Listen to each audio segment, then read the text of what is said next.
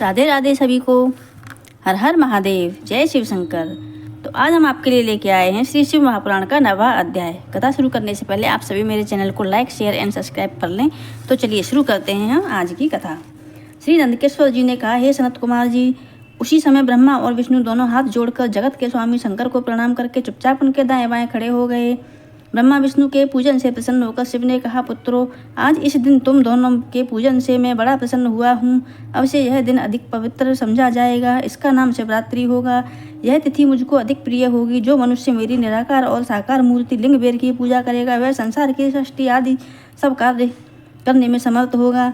शिवरात्रि के दिन और रात को जो मनुष्य बिना भोजन किए हुए जितेंद्रिय होकर यथाशक्ति मेरा पूजन करेगा, उसको वह शीघ्र फल मिलेगा जो वर्ष भर पूजन करने से मनुष्य को मिलता है। यह मेरे धर्म की वृद्धि का समय है। जिस प्रकार चंद्र का पूर्ण उदय देखकर समुद्र बढ़ता है, मेरी प्रतिष्ठा उत्सव आदि सब ही कार्यमंडल के दाता हैं। देखो, पहले मैं स्तंभ रूप में प्रकट हुआ था। उस समय मगशिर का महीना और आर्द्रा नक्षत्र था। ऐसे पुण्य समय में जो मेरे पार्वती के साथ दर्शन करता है, वह मुझको स्वामी कार्तिक से भी अधिक प्रिय है। परंतु जो उस दिन पूजन करता है, उसकी फल प्राप्ति का कहना ही क्या है। मैं तुम्हारे रण स्थल में लिंग के रूप में प्रकट हुआ हूँ, अतः इसका नाम लिंग स्थल कहलाएगा।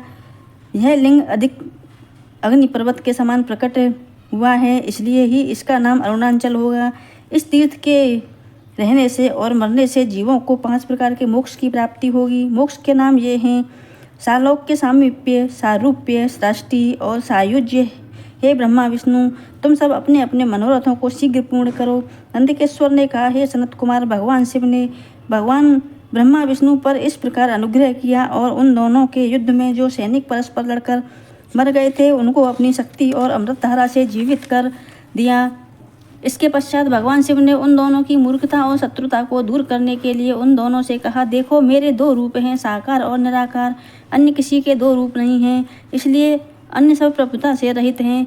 इसलिए तुम दोनों ने अज्ञानतावश अपनी अपनी प्रभुता प्रदर्शन करने के लिए युद्ध किया। मैं स्वयं इस रणभूमि में तुम्हारी प्रभुता का निवारण करने को उपस्थित हुआ हूँ।